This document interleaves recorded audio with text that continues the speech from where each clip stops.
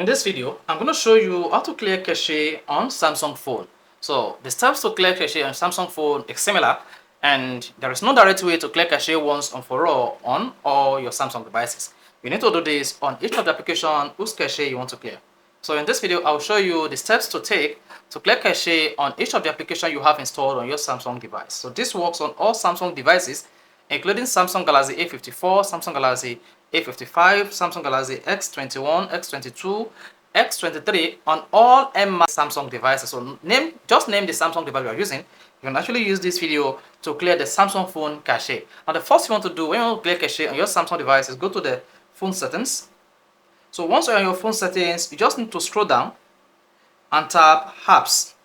Now once you click on the application button, wait for the apps on your Samsung device to load, then locate the application whose cache you want to clear. So let's say I want to clear the Binance application cache. Then once you click on Binance, you'll be taken to this page. Now locate storage and click on it. Then once you tap storage, you should see the cache you have to clear on your device. Now data is about 113 and the app itself is about 614 to install. Now to clear cache on your app on Samsung, all you need to do is clear cache at the bottom right. Then once you hit that, you should see the cache cleared. And if this does not solve the apps malfunctioning on your device, you can just hit clear data. Once you hit clear data, you should see a pop that says all of these applications data will be deleted permanently. This includes all file settings, accounts, and database.